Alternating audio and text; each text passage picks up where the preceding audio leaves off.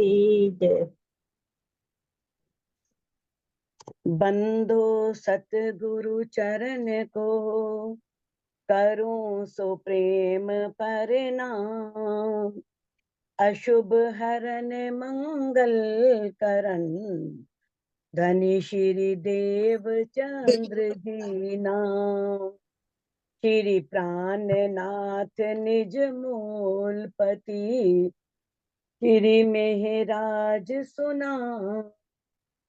तेज कुंवरी श्यामा युगल को, पल पल करूं प्रणाम। पिया जी को पल पल करूं प्रणाम। प्रणाम जी, प्रणाम। सुंदर साथ जी श्री खिलबत ग्रंथ के से चौथे प्रकरण की हमने कल 30 चौपाई की थी, तो 31वीं चौपाई से हम आरंभ करते हैं, जिसमें धामधनी अक्षातीत ने हमें इंद्रावती जी के धाम हृदय में बैठ करके मैं खुद को दूर करने के लिए प्रेरित किया है कि हमें किस तरह से मैं खुद को दूर करके और धनी के विरह और प्रेम में डूब करके धनी को पाना है। मैं को तुम खड़ी करी,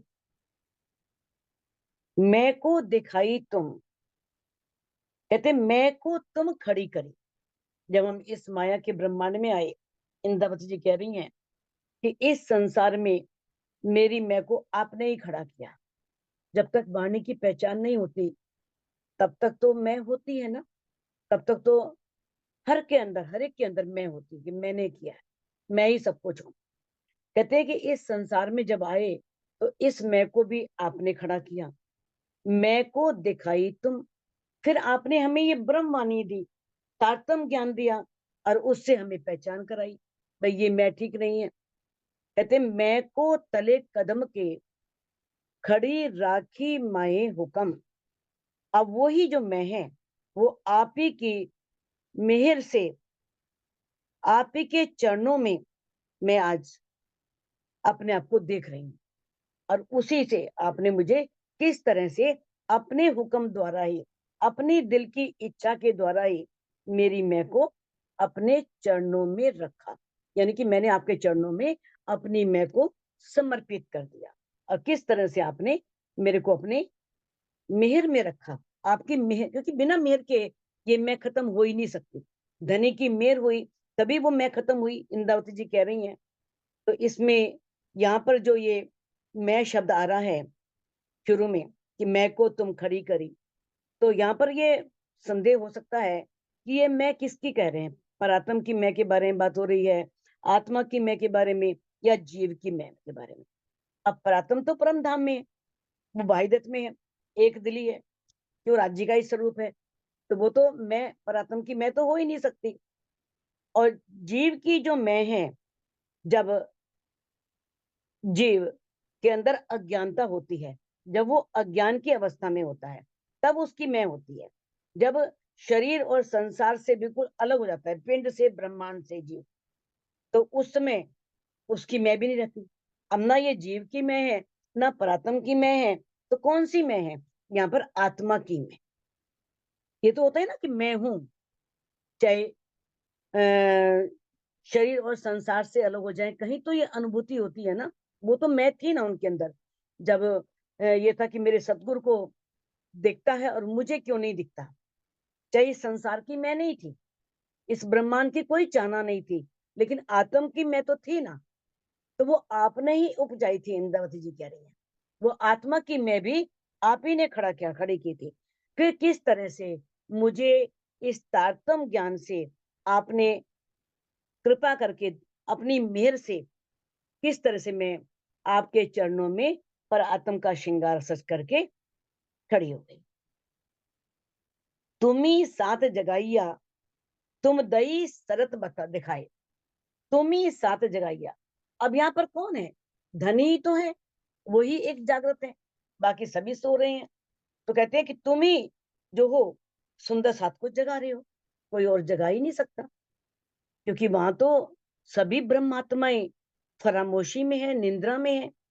यानी कि चाहे आंख खुली है लेकिन दिख नहीं रहा, बोल नहीं सकती, कह नहीं सकती। तो यहाँ पर भी सभी फरामोशी में है।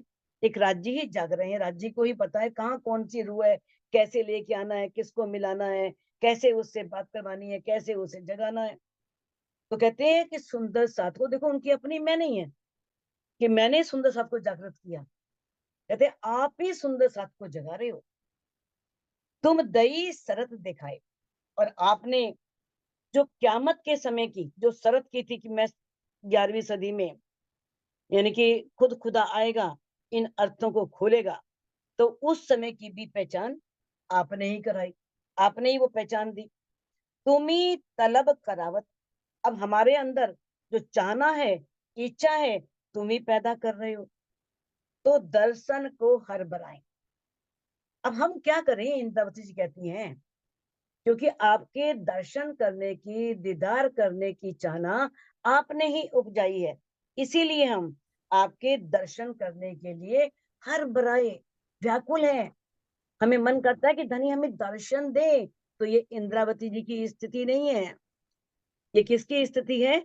हम सब रूहों के बारे में, क्योंकि उन्होंने तो दीदार कर लिया था। ठीक है, उन्हें हफ्सा में दीदार हुआ।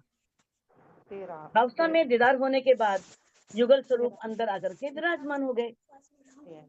अब युगल स्वरूप अंदर आकर के विराजमान हो गए, तो अब तो उनको और ज्यादा मन कर रहा है कि वो मेरे अंदर बैठे, मुझे दिखे, मुझे दर्शन दें। अब इसी तरह से यहाँ पर हमें भी धनी ने इस चौपाई के माध्यम से सावचेत किया है कि हम कोई जगाने वाले नहीं है। मैं नहीं लेनी कि मैंने उसे जगाया, मैंने उसे बताया, यानी कि और किस तरह से धनी ने जो बातें कही थी, वो बातें अब जो कही थी, क़यामत के समय की बातें कैसे होंगी, कैसे प्राणनाथ जी आएंगे, वो सब पूरी हो रही हैं। और हमें पहचान भी आपने ब्रह्मवाणी से करा दी है। अब जो हमारे अंदर इच्छा पैदा हो रही है कि हम अपने आत्मा के प्रीतम का दीदार करें, दर्शन करें, वो व्याकुलता भी आपने पैदा की है। अभी हम व्याकुल हो रहे हैं कि हमें धनी दीदार दे। तुम्ही दिल में यूं लियावत, मैं देखूं हक नजर, सो पट तुम्ही से खुले, तुमसे टले अंतर। कहते तुम ही दिल में यूं लियावत। आप कहते हैं कि मेरा तो यहाँ कोई बस चलता ही नहीं है।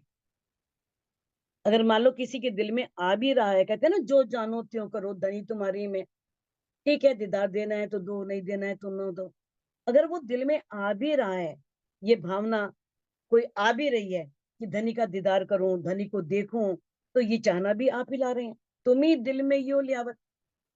जब अपनी मैं को खत्म कर दिया, पर आत्म की मैं को ले लिया एक रूह ने, तो उसके दिल में जो आ रहा है, वो तो धनी की प्रेरणा से आ रहा है। मैं देखूं हक नजर, कि मैं राज्य को अपनी इन आत्म चक्षुओं से देखूं, इस आत्म दृष्टि से देखूं। सो पट तुम ही से खुले। अब जो ये माया का पर्दा है, जो आप दिख नहीं रहे, चाहे माया का पर्दा है, अज्ञानता का पर्दा है, विकारों का पर्दा है, कोई भी पर्दा है, तो अगर आप दिख नहीं रहे, तो वो पट जो है, वो पर्दा जो है, तुमसे टले अंतर, वो आपकी मेल से ही खत्म हो सकता है। आप ही उसे खत्म कर सकते हैं, तभी मैं आपसे एकाकार हो सकती हूँ। मैं जो इस बंधन में बंधी हूँ, वो बंधन आप ही छुड़ा सकते हैं। आपकी मेल से ही वो पर्दा हटेगा और मैं आपका दीदार कर सकूंगी। शब्दों शब्द सुनाए के दिल दी दे दीदार। कैसे इंदावती जी कहती हैं कि है धामधनी, आपने पहले श्रवणों मैंने कान में, मेरे कान में शब्द सुनाए। कौन से? इस ब्रह्मवाणी के बड़े सुंदर वचन, मीठे वचन, अमृतमयी वचनों को मेरे अंदर उड़ेल दिया। किसके रूप में? सतगुरु धनीश्वर देवचंद जी के रूप में आप मुझे मिले, और आपने मेरे कानों में उन सुंदर शब्दों को, उन मीठे शब्दों को मुझे सुनाया। मैंने उसका रसपान किया। तो कहते हैं अब आपने ही तो हवसा में, कैसे कारज कारण बना, मुझे हवसा जाना पड़ा, और आपने ही दिल दीदे दीदार, दिल दीदे, दीदे कहते हैं दृष्टि, नेत्र, कहते हैं सुंदर बाई देखिया दिल के दीदों माही। सुंदर बाई ने दिल की आंखों से देखा था, तो वही दिल दीदे का है, दिल दीदे दीदार। और आपने किस तरह से हफ्सा के अंदर दिल की आंखों से, मैंने कि दिखाया तो उसे दिल की आंखों से देखना कहा है कि आपने मुझे दर्शन दिए, मैंने अपने दिल से आपके दर्शन किए, दिल की आंखों से आपको देखा। वास्तव में दिल ही आत्मा की नेत्र हैं। आत्मा के नेत्र हैं क्या? दिल। तो दिल से ही आपने मुझे दर्शन दिया, और उसी के दीदार भी, प्रीतम के दर्शन भी दिल के नेत्रों से होते हैं, क्योंकि जीव का दिल जो है वो तो त्रिगुणात्मक है, और उससे कभी भी ब्रह्म का दर्शन संभव ही नहीं है। और आत्मा का दिल जो है, देखो आत्मा का दिल अलग है, जीव का दिल अलग है। जो सुख पर आत्म को होता है ना, वो आत्म को नहीं मिलता। जो आत्म को होता है वो जीव को नहीं मिलता। जो जीव को होता है वो अंतस्करण को पूरा नहीं मिलता। मिलता है, क्षणिक मिलता है, कम मिलता है। आत्मा को जो सुख मिला है ना, तो वो जीव को उससे कम मिलेगा, बहुत कम। और जीव को जो मिला है वो अंतस्करण को बहुत कम मिलता है। तो यहाँ पर दोनों के दिल अलग अलग हैं। तो कहते हैं जिन जो भी हमारे कार्य हैं, किस तरह से हम उससे, आत्मा जो है वो क्रियाशील होती है, आत्मा भी तड़पती है, आत्मा भी चाहती है कि मुझे धनी का दीदार हो। अब उसे ही कहते हैं आत्मा का दिल, अंतस्करण।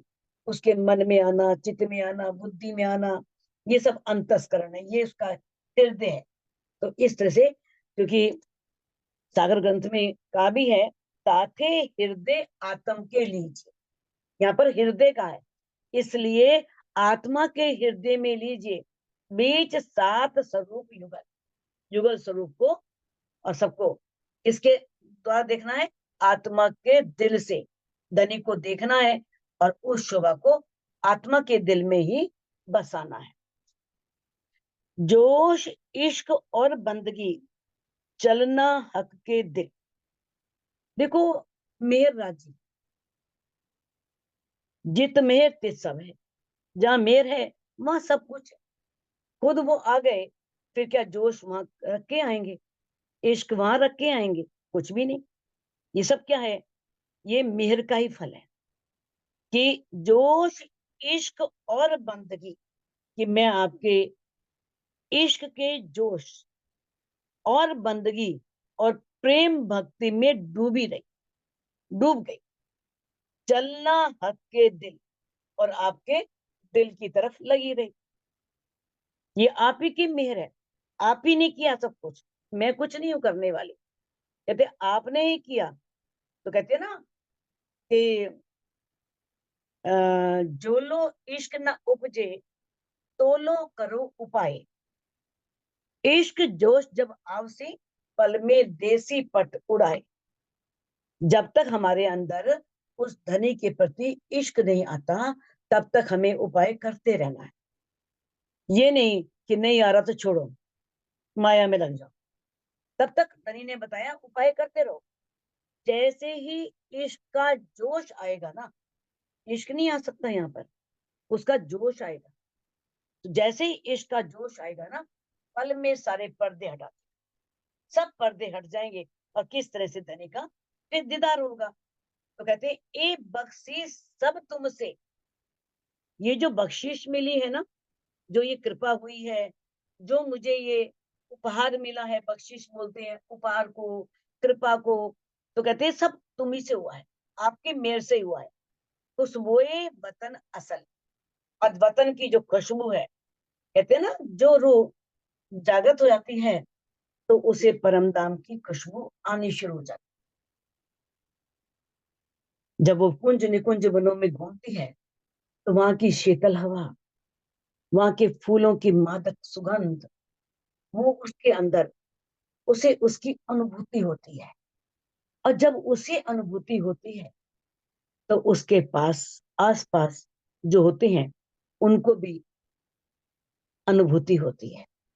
क्योंकि जैसे कोई परमहंस हैं, बहुत आगे पहुंच गए हैं, तो उनके पास बैठने से वो दिव्य गंध मिलती है, वो दिव्य सुगंधि प्राप्त होती है। तो कहते हैं ये सब इंद्रावती जी कह रही है आपके द्वारा ही हुआ, तभी तो प्राणनाथ जी के अंदर वो दिव्य गंध आई, वो दिव्य गुण आए, सब लोग आकर्षित होते थे, उनके साथ चल पड़ते थे, उनके साथ बैठते थे, बातें करते थे। क्यों? उनके अंदर क्या था वहां, क्योंकि वो वहां की सुगंध ले रहे थे। किस तरह से? परम धाम की सुगंध भी उनको मिल रही थी, और वही दिव्य गुणों के रूप में सब सुंदर साथ को प्राप्त हो रही थी। तो यहाँ पर बताया है कि हक के दिल के अनुसार चलना और हक के दिल की ओर चलना, इन दोनों में भी अंतर है, इन दोनों में भी अंतर बताया है। हक के दिल की इच्छा तो आदेश है, हुक्म है, उनकी जो दिल की इच्छा है। अब उसका उनका जो आदेश है, जो उन्होंने आदेश दिया है, उसका उल्लंघन करने की, उसे टालने की सामर्थ्य किसी में भी नहीं है। तो हक के दिल में डूबना, प्रेम की उन गहराइयों में प्रवेश करना जिससे वो एक रूप हो सके, तभी वो प्राप्त कर सकती है, जब वो उस ओर चले। राज्य के दिल की इच्छा तो है, सभी रूहें जागे, है ना? दिल की इच्छा जो है वो तो सब धनी चाहेंगे, लेकिन उनके दिल की इच्छा की ओर चलना, उनके दिल में जगह बनाना, उनके दिल में स्थान प्राप्त करना अलग है। अगर धनी के दिल में स्थान प्राप्त कर लिया, फिर तो बल्ले ही बल्ले, फिर क्या चाहिए और, है ना? तो हक के दिल में डूबना, प्रेम के द्वारा उनकी गहराइयों में, इतना प्रेम की गहराइयों में प्रवेश कर जाना, तब एक रूप हो जाती है। क्योंकि राज्य के दिल में क्या है? अनेक नियामतें हैं, इश्क भी है, वाहिदत भी है, इल्म भी है, निस्बत भी है, वो तो अनंत सागर है इन सब गुणों के। अब उसमें डुबकी लगाने के लिए संसार से मुख तो मोड़ना ही पड़ेगा ना। जो संसार से मुख मोड़ करके उसमें डुबकी लगाएगा, धनी की तरफ लग जाएगा, ये है धनी के दिल की तरफ चलना। आगे है देखो, और कई इनायतें तुमसे, सो कहाँ लो कहूं वचन। अब कहते हैं इनायतें, बोलते हैं मेहर को, धनी की इनायत, मेहर। कहते हैं और कई इनायतें, और भी बहुत सी मेहर आपने मेरे ऊपर की है। सो कहाँ लो कहूं वचन, मैं इन वचनों से कहां तक कहूं? मेरे पास इतने वचन ही नहीं है, क्योंकि वचन तो यहाँ के हैं। वही आपने पहले भी पढ़ चुके हो कि जो ये वाणी है, ये इंद्रावती जी के धाम के हृदय से, धाम हृदय से निकली। अब इसके अलावा जो यहाँ आ गई, वो तो ब्रह्मवाणी के रूप में आ गई, उसे अंतर बोल दिया। अब जो उनके अंदर है, अंतस्करण में जो बातें व्यक्त ही नहीं हुई, जो वो कह ही नहीं पाई, उन्हें लगा कि मेरी कहने की सामर्थ्य नहीं है, वो अव्यक्त है, अस्पष्ट है। तो कई बार उन्होंने कहा है, मैं केता करूं वर्णन, तुम देखो कर चितवन। मैं कितना वर्णन करूं? मैंने बहुत वर्णन कर दिया, अब तुम चितवन करके देखो, खुद अपनी इन आंखों से देखो परम धाम को, चितवन करो, चितवन में लगो। कहते सो कई आवत है नजरों। अब कहते हैं कुछ तो इनायतें जो हैं वो नजरों, कहते हैं इंद्रावती कह रही है कि मुझे इस बिल्कुल स्पष्ट रूप में दिखाई दे रही हैं, पर कईयों न जाए सुकन, लेकिन उनके लिए शब्द नहीं मिलते, सुकन नहीं है। सुकन मैं उसे वाणी के रूप में सबके सामने प्रकट नहीं कर सकती, मेरे पास शब्द नहीं है उनकी उन इनायतों का, उन मेरों का वर्णन करने के लिए। प्रकाश हिंदुस्तानी में आपने देख ही लिया किस तरह से उन्होंने गुणों की गिनती की, कहां तक पहुंच गई, अरब खरब और नील शंख पदम। फिर भी कहती है कि नहीं, मैं उनकी गिनती नहीं कर सकती, इतने अपार गुण है। अब देखो, मेहर और कृपा में थोड़ा सा अंतर है, दोनों शब्द एक ही हैं, मेहर और कृपा। अब मेहर का जो संबंध है ना, वो हमारा आत्मा से है, आत्मिक भाव से है, जबकि कृपा का संबंध जो है वो जीव भाव से। क्योंकि मेहर का जो मूल अर्थ है ना, मेहर का मूल अर्थ है इश्क, वायदत, निस्बत, खिलवत।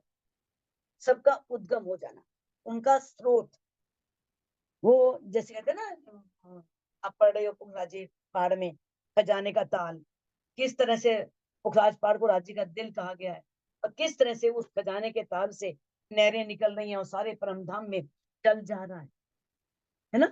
तो वो होता है उद्गम स्थान। पानी कहाँ से आ रहा है? उस खजाने के ताल कैसे जा रहा है?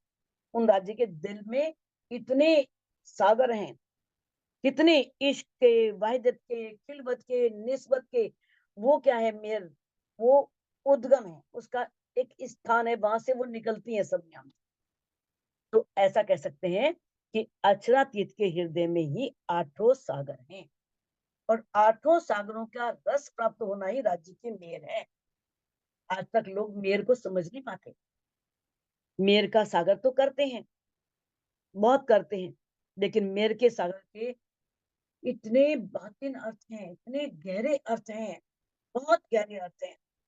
वास्तव में वास्तविक मेर वही है जो धनी को पाए, जो आठों सागरों का रस उनके दिल में ही है।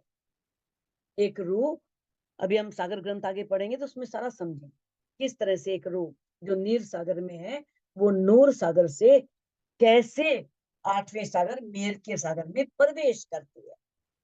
तो बताया है कि जीव परम धाम की उन न्याप्तों को पूर्ण रूप से ग्रहण नहीं कर पाता, आंशिक रूप से आत्मसात कर सकता है बस, उसे कृपा का। और जो आत्मा है उस पर मेर है, उसमें इश्क, निस्बत, वाहिदत, खिलवत सब आएगा। मैं अपनी अकले केतिक हूं, तुम करावत सब। अब इंद्रावती जी कहती हैं कि मैं अपनी बुद्धि से, अपनी अकल से मेर का वर्णन कैसे करूं, जबकि उनके पास तो जगत बुद्धि है, धनी अंदर बैठे हैं तो तेज बुद्धि भी है। फिर भी वो कह रही हैं कि मैं कहां तक वर्णन करूं, कैसे वर्णन करूं, मेरे मेरी सामर्थ्य नहीं है। लेकिन क्या है, तुम करावत सब, ये सब आप ही करवा रहे हैं। बाहर, अंदर, अंतर, या तभी या अब। बाहर, परम धाम से बाहर कहाँ? हम ब्रज में आए, रास में आए, है ना। ब्रज की लीला तो बाहर हुई ना, काल माया के ब्रह्मांड में हुई, और जो रास की लीला थी वो अंदर हुई। कहाँ अंदर हुई? योग माया के ब्रह्मांड के अंदर, जिसे कोई जान नहीं पाया। अब अंतर जो कह दिया है, अंतर का अर्थ है इस जागने के ब्रह्मांड से। यहाँ पर इसका अर्थ पिंड ब्रह्मांड, और पिंड ब्रह्मांड और परम धाम से नाव करके ब्रज रास और जागनी से इसका अर्थ किया। बाहर ब्रज, अंदर रास की लीला, और अंतर थोड़ी उससे अलग हुई, उस अलग उससे हुई तो जागने की लीला। तो किस तरह से इन दोनों से भिन्न, ब्रज और रास से भिन्न कौन सी लीला है? अंदर जागने की लीला, जो कि फिर इस ब्रह्मांड में खेली गई, और इस खेल में ही हम परम धाम का एहसास हमें वो लीलाएं करवाती हैं, या तभी या अब। इसलिए तभी का अर्थ क्या है? परम धाम में आनंदमय लीला का प्रसंग, या अब मैंने ये जो जागने के ब्रह्मांड में आनंद का प्रसंग, सब कुछ आप ही करवाने वाले। यानी कि तभी परम धाम में आनंदमयी जो लीला हुई उसका प्रसंग हो, चाहे अब इस सपन के ब्रह्मांड में जो हम आए हैं ये अब की लीला, जागने लीला हो। तो इस सब में सारी अनुभूति, सब कुछ करवाने वाले आप ही हैं। समझ गए ना? बाहर, अंदर, अंतर। बाहर से अर्थ क्या है? बाहर से अर्थ है ब्रज से, यानी कि जो परम धाम से अलग इस काल माया के ब्रह्मांड में। और जो अंदर है वो योग माया के अंदर रास हुई, वो रास से मतलब है। और अंतर जो इन दोनों से भिन्न है, जागने की लीला। तो इसे भिन्न क्यों कहा है? कि देखो, कलश हिंदुस्तानी में जागने का जो प्रकरण है उसमें क्या बताया है? ब्रज और रास को सपन के समान, क्योंकि कहा है ना कि देखो, ब्रज में हमें कुछ भी पता नहीं था, लेकिन रास में संबंध का पता लग गया, घर का पता नहीं लगा। देखिए इस जागने के ब्रह्मांड में हमें अपने भी पहचान है, धनी ने वाणी से करवाई है, और किस तरह से अपने घर की पहचान भी है, अपनी आत्मा की प्रीतम की पहचान भी दी है। तो इसलिए कहा है, ए सुख सुपन के दूजा जागते जो हुए। ये जो ब्रज और रास के सुख हैं वो सपने के सुख हैं, और जो ये जागने लीला का सुख है ये जागते हुए। तीन लीला पहली ए चौथी, फर्क एता इन दो।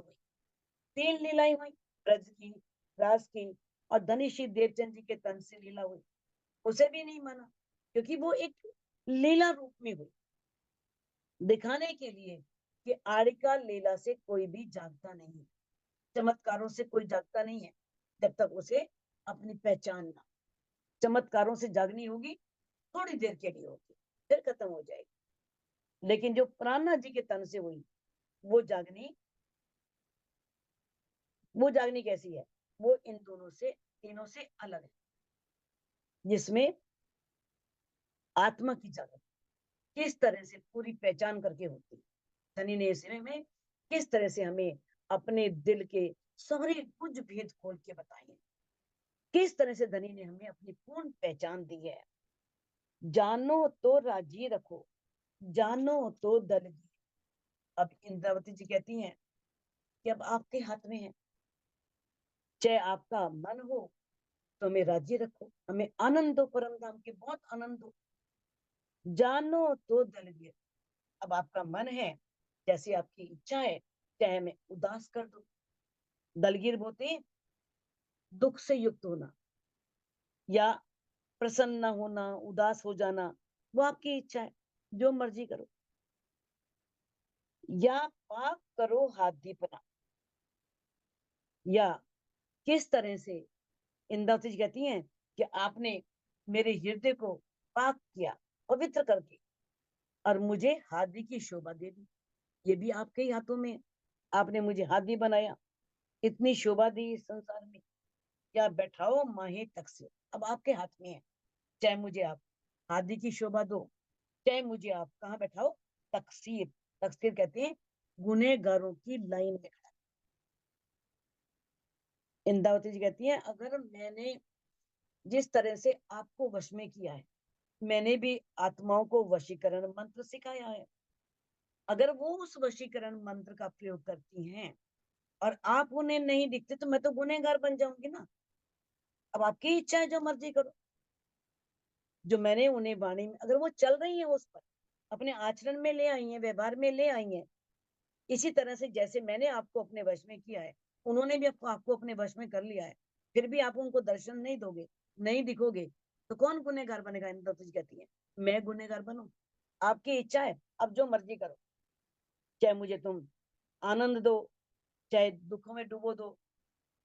किस तरह से आपने बीतक साहिब में पढ़ा है, कैसे वीरा के 6 प्रकरण फूटे थे मंदसौर, ये घटना हुई थी, किस तरह से युद्ध छिड़ा था, और कैसे उनके अंदर से, तो कैसे वीरा फूटा था, किसके लिए, सुंदर साथ के लिए। अगर सुंदर साथ को राजी नहीं दिखेंगे तो वो दुखी तो होंगी, और क्या होंगी, है ना, शोकाकुल होंगी, दुख होंगी, उदास भी होंगी। या पाक करो हाथ इतना, आपने मुझे, ठीक है, पवित्र कर दिया, मेरे जीव को बिल्कुल पाक साफ कर दिया, मुझे आपने प्राणनाथ जी की शोभा दे दी, लेकिन मैं प्राणनाथ तो नहीं हूँ, आप प्राणनाथ हैं, आप मेरे अंदर बैठे हैं, कर तो आप सब कुछ सकते हैं, मैं क्या कर सकता। ये सिंधी ग्रंथ पढ़ोगे तब आप सब बातें बहुत स्पष्ट होंगी, आपको सारा पता लगेंगी किस तरह से। या बैठाओ माहे तक से, या आप मुझे किस तरह से गुनेगारों की पंक्ति में खड़ा कर दो, या आपके हाथ में।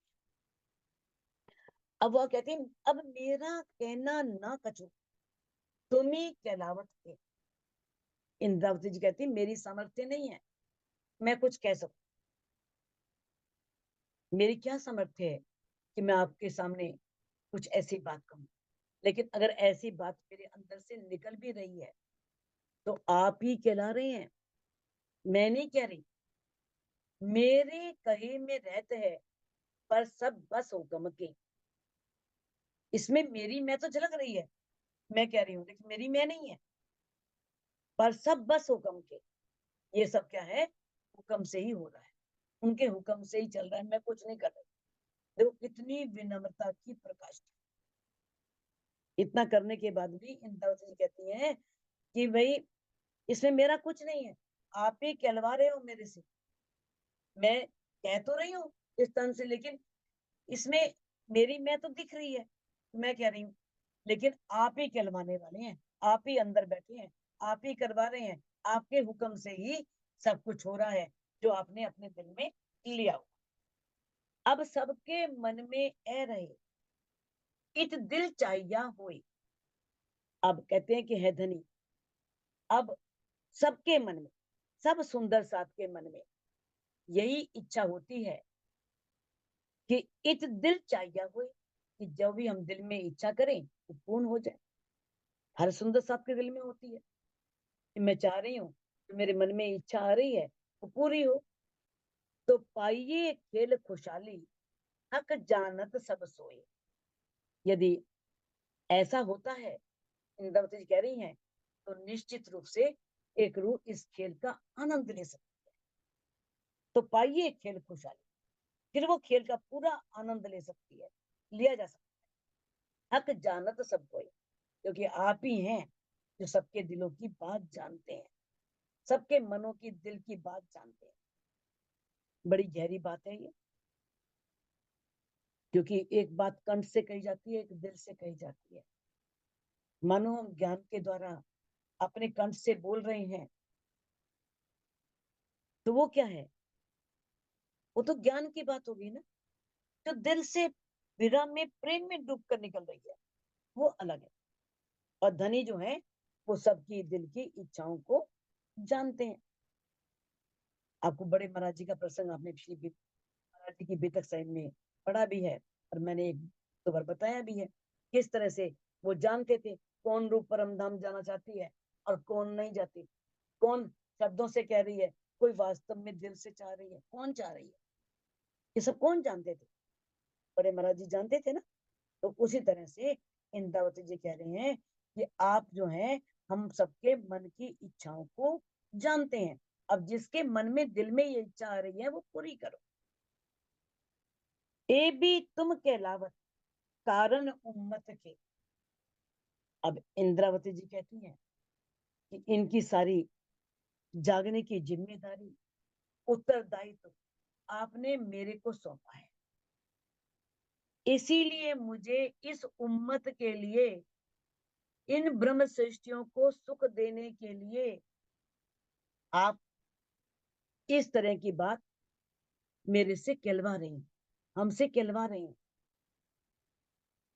क्योंकि अगर मान लो वो जाग गई हैं तो उनको सुख तो आपने ही देना है ना, मैं कैसे दे सकती हूँ, मेरे पास है क्या। मेरे को तो आप ही बोल रहे हो, बुलवा रहे हो। इंद्रावती के तो बस में कुछ भी नहीं है, इंद्रावती के तन से तो एक शब्द भी नहीं निकल सकता, आप ही करने वाले सब कुछ है। अर्श वजूद के अंतर में तुम पहले उपजावत ए। ये बात बहुत समझने वाली है। अर्श के वजूद कौन है, पर आत्मा। वजूद बोलते हैं तनु, अरे मूल तन कहां पर है, परम धाम में। जो इस तरह की बात होती है ना कोई, पर आत्म के तन में कौन डालते हैं, राज्य ही डालते हैं। यहाँ पर अंतर का अर्थ अलग नहीं है, भिन्न नहीं है। ये अंतर शब्द का अर्थ है अंतर्गत, यहाँ पर, जिसका मतलब है भीतर। वैसे अंतर शब्द आपने हर जगह देखा है, थोड़े अंतर पर, फर्क पर भेद शब्द आया है, लेकिन यहाँ पर इस चौपाई में, इस चरण में जो इसका अर्थ है, वो रूह के अंतस्करण में, अंदर को, भीतर से है। राजी जो मूल तनों में भावना भरते हैं ना, राजी भरते हैं वो, पर आत्म को तो पता ही नहीं है, राजी जाग रहे हैं, पर आत्म के दिल में भर दी। और जैसे ही वो परात्म के दिल में भाव भरते हैं, तो आत्मा के तन द्वारा इस संसार में यही बात प्रकट होती है। ठीक है ना। सबसे पहले दिल, बात कहाँ आती है, पर आत्म के दिल में, क्योंकि राजी जाग रहे हैं कि वो रूह जागना चाह रही है। पहले परात्म के दिल में भाग भर दिया, भाई अब तुझे परमधाम दिखाना है, फिर आत्म के दिल में आ गया मैंने तो परमधाम देखना है। बस। तो ये सब करने वाले कौन है? धामधनी, अक्षरातीत, वो ही करवा रहे हैं। असल हमारी अर्स में तय ख्वाब दिखावत तुम, जो हमारे मूल तन है वो कहाँ है? परम धाम में। और उन्हें आप क्या कर रहे हैं? ख्वाब दिखा रहे हैं, ख्वाब दिखा रहे हैं। जैसा उत ओ देखत, जैसा वो वहां देखते हैं तैसा करते हैं हम, वैसा हम यहाँ करते हैं। आत्मा भी यहाँ करती है, वहां पर उन्हें जैसा दिख रहा है वैसा ही आत्मा भी यहाँ करती है। अब यहाँ पर हम खेल कैसे देख रहे हैं? धनी के दिल रूपी पर्दे पर, राज्य के दिल को ही यहाँ पर्दा कहा, क्योंकि वहां पर्दा है, असुरता यहाँ आई। जिस तरह से देखा ना आपने कि हम अपने कमरे में बैठे हैं, टीवी चल रहा होता है, खेल हो रहा है, खेल कहाँ हो रहा है? यूएसए में, कहीं कहीं दूर दूर दूर देशों में, और हम अपने कमरे में वो दृश्य सब देख लेते हैं। उसी प्रकार हम मूल मिलावे में राज्य के चरणों में बैठे हैं, और यहाँ के काल माया के ब्रह्मांड जो है ना, उस पर हम एक तो एक पर्दा तो है राज्य का दिल, और दूसरा पर्दा कौन सा है? परामोशी का पर्दा, जो काल माया के ब्रह्मांड में। जब राज्य ने पर आत्म की नजर को अपनी नजर में लिया, अपने दुल रूपी पर्दे पर ब्रजरास और जागने का खेल दिखाया। ऐसा में कि राज्य ने पर आत्म की नजर को अपनी नजरों में ले लिया, खींच लिया, सुरता खींच ली, और किस तरह से अपने ही दिल रूपी पर्दे पर ब्रजरास और जागने का खेल दिखाया। और उसी प्रकार पर आत्म का जो स्वरूप है और दिल है राज्य का जो स्वरूप है, वो दोनों एक है। इसलिए राज्य ने अपने दिल में जो भी ले रखा है, जिसे बोलते हैं मास्टर प्लान, जो भी उन्होंने योजना बना रखी है अपने अंदर, वो पर आत्म के दिल में आनी निश्चित है। क्योंकि जो उनके दिल में प्लान है, प्रातम राज्य तो एक है, वो तो प्रातम के दिल में आएगी आएगी कि आगे ये घटना होनी है, आगे ये ऐसे घटित होनी है, प्रातम के दिल में आएगी आएगी। और वो जब प्रातम के दिल में आएगी तो आत्मा जो है वो पर आत्म का प्रतिबिंब है, आत्मा प्रतिबिंब की सुरता है। तो वो आत्मा के तन से इस खेल में वही कुछ होगा। ठीक है ना? इसका जो भाव है, हम कह सकते हैं कि जो खेल हमें दिखाया जा रहा है ना, वो राज्य के दिल रूपी पर्दे पर दिखाया जा रहा है। जबकि दिख कहां पर रहा है? इस फरामोशी के पर्दे पर, इस काल माया के ब्रह्म। इनविद गुना हम पर लागत नहीं कोई। अब इंद्रावती जी कहती हैं कि इस प्रकार से हम पर कोई गुना लगता ही नहीं है, क्योंकि जो आपने पहले ही दिल में लिया हुआ है, पर आत्म के दिल में आएगा, आत्म करेगी। लागत नहीं कोई, हम पर तो कोई गुना लगता नहीं है। मैं तो इतना ही कि तो इत उत किया हक का हुए, इसमें मैं तो कहीं हुई नहीं, मेरा कोई मतलब ही नहीं। मैं ना मेरी राज्य के दिल में देख रही हूँ, सुरता रूप में यहाँ आई हुई हूँ, राज्य ने दिल में लिया हुआ है, वो सब करवा रहे हैं, तो मैं कहाँ से आ गई बीच में?